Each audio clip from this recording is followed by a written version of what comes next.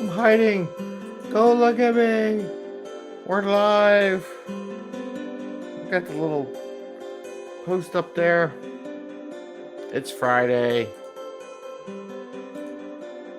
And it's been a rough day to be a Phillies fan. Oh, rough day. So, Friday. You should do some happy stuff. I want to talk about a little sprint review activity today. Not the most happy person because the games are rough. So from a Phillies World Series fan, I want to talk about no hitters. This bat is probably at least 50 years old. I think it's my father's softball bat that I used to have. I'm pretty sure it is because he played softball when I was a kid, so it's at least 50. Because he probably used it before I was born or when I was little, close to 50, something like that. I'm talking about a no hitter. So the other day, Phillies World Series, no hitter. No one got on base. Nobody. I mean, there was a couple of walks, but no hits and all that. It reminded me of so many teams that say, "Hey, good morning, Divine Love. How you doing?" Um, what where so many teams say they don't have anything to demo or share at sprint review with the customer, and one of the primary jobs of Scrum Master is to get them past that knowledge base, and that's what the coach of the Phillies should have got done. Yeah, no hate, hate tips. There you go. To get past that thing, and one of the things that you look at is what are the possibilities. So I want to go through that today. Talk about not letting your team get a no hitter in sprint review, and how can you, as a scrummer, we as agile coaches, help the teams get past that. Um, so here's one of the thoughts. And it's 5 a.m. Mester Scrum Show, and I'm not awake yet. My brain just went nuts. Oh, and 8:30, another broadcast is going out in the LinkedIn world from the first recording from the AI Today broadcast. So that's going to go out probably in about 30 minutes from this episode. So I got to hurry up and get through this one so I leave some space in the system. It's 5 a.m. Master Scrum Show. We talk about Scrum and Agile in a practical and tactical way. We have a bubbles every once in a while. There's little bubbles. Hide her little face in there. She's like, "What are you doing? Picking me up." I'm my cat. Anyway, so how do we bring value to the customer in a way that we don't work crazy hours, enjoy what we do, and have fun along the way? Well, part of that is the demo. It's no fun to get a no hitter. I'm sorry. It's no fun for the fans, no fun for the team. So how do you get there, right? How do you get there where, you're up at the plate, you take a swing, you make a shot. Let's say you don't get anything, but you learn stuff along the way. There we go. Does that start during sprint planning? A good question. I find planning is how you are going to show progress with this story. Andy, good point. And that is a point. One of the parts of sprint planning is that there's so many avenues. You can do your sprint goal, something you want to present at the end. Now, there are times when they feel like, especially new teams, we have nothing to share, especially when you just formulate a new team, when they're trying to figure out the path of solution and what the requirements are and stories and sprint planning and all that. But there's avenues to show something, whether they learn something. So let's say they try something. And this is something I talked to with my son when he's up at bat playing baseball. It's okay to get a walk. It's fine. And it's a good thing. Get on base. It's part of it. But also sometimes you have to take a swing and learn from that activity. And you'll strike out. I mean, the entire game, all these professionals are making millions of dollars, all struck out, got no hits whatsoever throughout the game. So it happens with the best people in the planet, right? So you have to expect that. But what do you learn from that? Every time you get up to bat, what are you learning? And those are opportunities where I go to my teams and say, okay, let's say you didn't deliver and it didn't get in production or to a point where it could get production where you want. Fine. What did you learn along the way? What can you share that you as a group have learned that you can share with others and share with the customer that you have made progress? Showing an egg, nothing at the end of the sprint is not going to make the stakeholders happy at all. So you got to share something.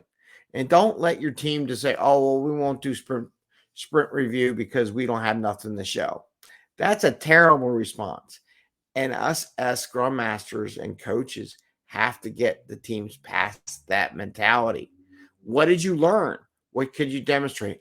Well, we tried this, show it. It failed. Here's what we learned from that activity. That is something you can share. People like to hear that you worked on it and tried something to get there. What they don't like, and this is where the Phillies no-hitter is, that you got nothing to show for it, not a hit, not a person on base. There was a couple walks, but that's not yours. That's because the pitcher didn't quite make it. But nothing there. What they accept and they'll deal with is when you try something and it didn't quite work. So we have to get them. So when you do the review, they say, oh, I got nothing to share. And again, it comes sprint planning. Sometimes teams just don't have something, but they learned a lot of things along the way.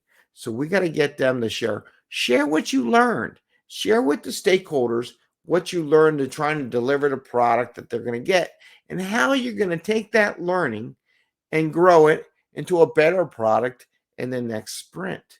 And we need to do that. You do not want to come away with, oh, we're not going to do a demo or a review today to share with the customer. Get that little bit of feedback loop from the customer because you don't think you have anything to share. That's not an answer. You got to get them working on it. And there's so many teams that do that. But when I'm coaching the Scrum Masters, oh, let it go. I'm like, what are you doing? Don't let them go away with that. Don't let them get away with not demming. Make them retrospect. They should do a retrospective on what they did. What can they share?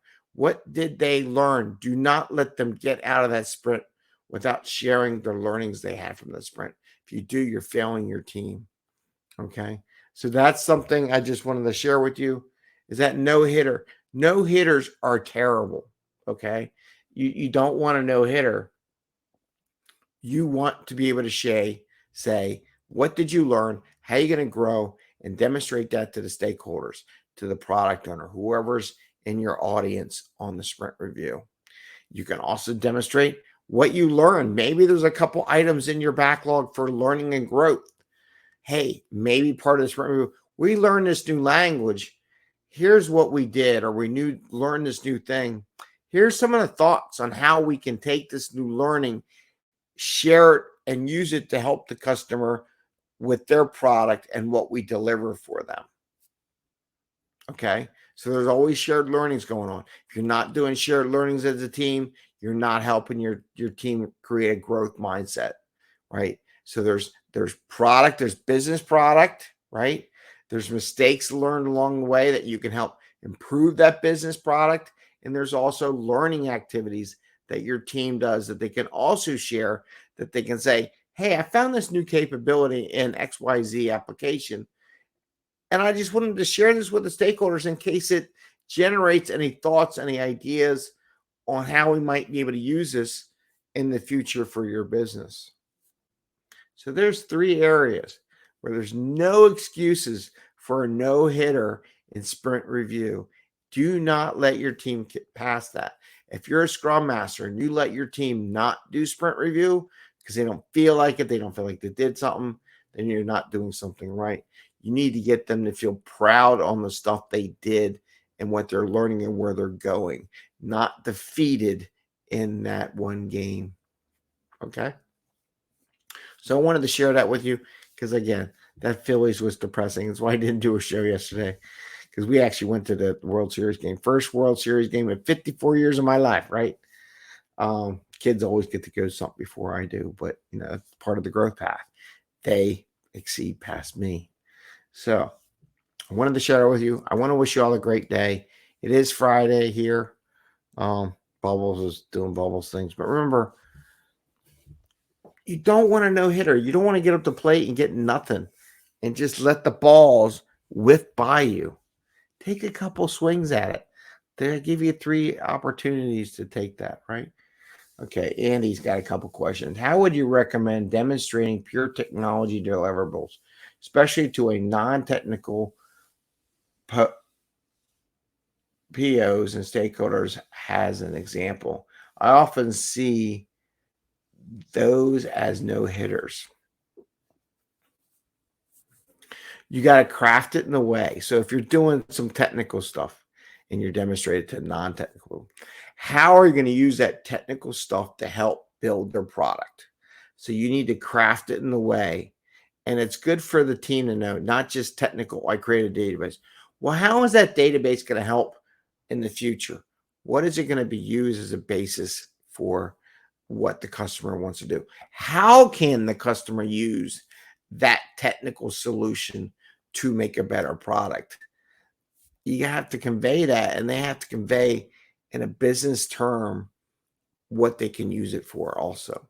I mean, I've been to technical things that they would process millions of records in a shot, had no idea. And I said, well, I can go into what I would think from a business person perspective. It was very highly technical. I would ask a question. Now, how do you envision? Now, this is where the product owner flips it, right? As a product owner, stakeholders, I would challenge a team. So, how do you propose to use that new technology to improve the product line, to improve my business, improve my sales? Well, how are we going to use that? And I would flip it on the team and challenge them to share with me how this is going to be better in the future. And they need to share that with their customer, because a non-technical PO will understand that, right? They might not understand the code language, right? That's a code review, design review thing, but they will understand how it's going to be used. So that challenges and flips it onto the dev team to say, how is this going to help me? Can you please explain that to me? And we as Scrum Masters have to encourage, when we know we're going in there, and maybe you already saw it, maybe you plant those seeds of thought into the product owner stakeholders, and then say, and you can give the heads up to the dev team. Don't just secretly give it to the product owners, but say, hey, don't be surprised if the stakeholders ask, how can we use this technical solution that you just provided to help better the product in the future? Was it going to save me money? It's going to make your labor time go. Be able to spend more time doing something else. Those are the kind of things that could come up. All right, Andy, I'm glad I could help you on that one. And I want to wish everyone a great day and happy scrumming. And probably in 30 minutes comes another episode of an interview with the AI Today podcast.